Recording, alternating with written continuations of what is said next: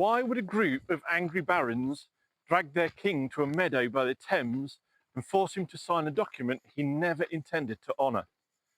And how could that very document, hastily written and soon annulled and largely forgotten, become one of the most famous foundations of liberty in the world? This is the story of Magna Carta, the Great Charter of 1215. And though it looked like a temporary peace treaty in a feudal quarrel, its ripples would flow through the centuries, reshaping kingship, parliament, and even ideas of human rights today. King John, the very same bad king of Robin Hood fame, was on the throne in the early 13th century. His reign had been marked by military failure, crushing taxation, and bitter disputes with the church. He had lost vast swathes of territory in France, leaving England isolated and vulnerable. To fund his endless wars, he imposed arbitrary taxes and fines on his barons, the powerful lords who were supposed to be his allies. And this is where we first glimpse our clerk, a silent figure at Westminster, hunched over a parchment roll, ink smudged his fingers. His job was to copy out the king's demands, the fines levied, the charters issued. He saw it all, the mounting resentment, the quiet muttering of rebellion. He recorded the grumblings of barons who said they were being treated not as partners, but as subjects. But why did this tension erupt at this moment, and not before?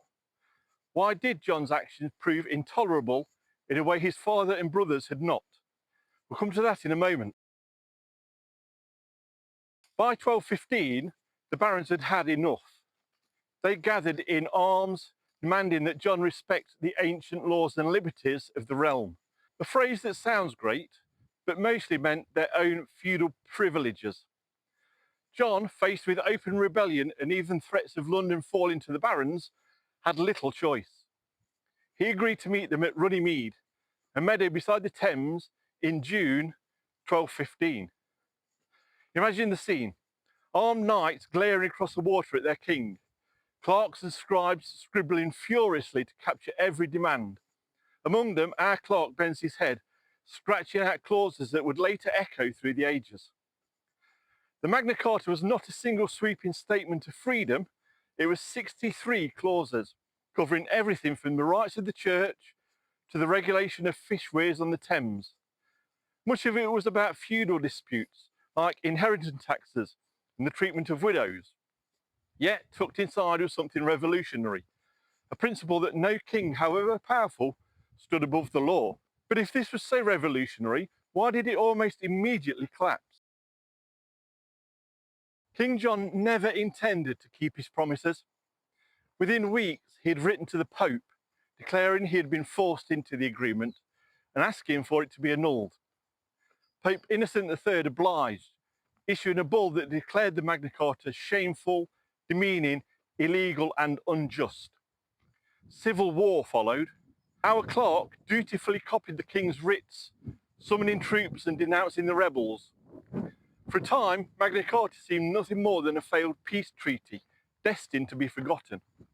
John himself died suddenly in 1216, his body carried through the marshes to the east to be buried at Worcester. Yet, Magna Carta refused to die with him. John's young son, Henry III, reissued a slimmed-down version as a gesture of conciliation, trying to win back the loyalty of the barons. And in doing so, the charter was transformed from a failed peace treaty into a living text. So, if Magna Carta began as a tool of rebellion, how did it become a cornerstone of English law? Over the coming decades, Magna Carta was reissued many times, each version slightly altered. Its feudal quirks slowly faded into the background, but certain principles endured. The king could not levy taxes without the common council of the realm, an idea that foreshadowed Parliament's power of the purse. Justice could not be sold, delayed, or denied, a seed of the rule of law. No free man could be imprisoned without lawful judgment, the ancestor of habeas corpus. Our clerk, now older, saw these reissues pass across his desk. He saw successive kings cite Magna Carta when it suited them, and opponents cite it back when the crown overreached. It was not a constitution in the modern sense, but it was becoming a symbol, a reminder that the king ruled under law. But why would this medieval compromise resonate so strongly in later centuries, even across oceans?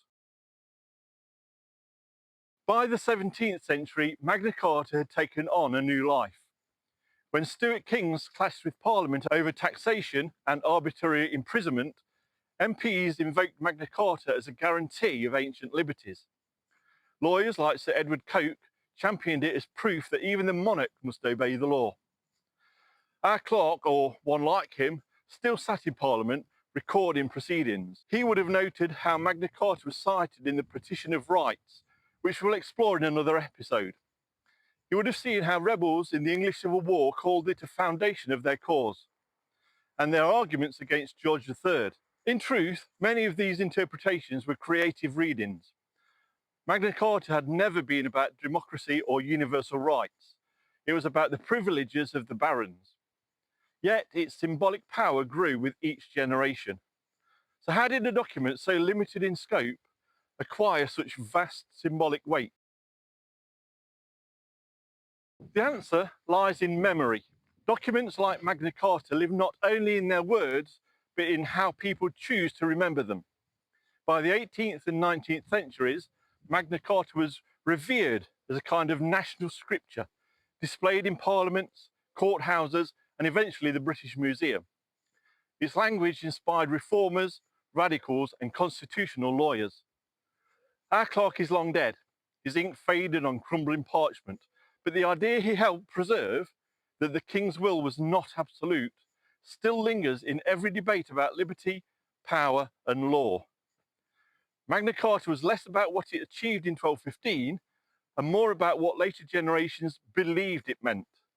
And that leads us directly into our next chapter.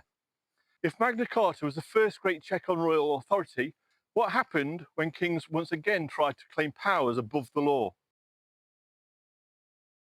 So, Magna Carta began as a peace treaty, failed as a contract, but lived on as an idea that law could stand above even the king. Thank you for joining me on this journey into the laws that shaped Britain. Another story is waiting, chosen by history and perhaps by YouTube's hand. Try this one. I think you might like it. I look forward to meeting you again when we turn another page in the making of Britain. Until then, take care and bye.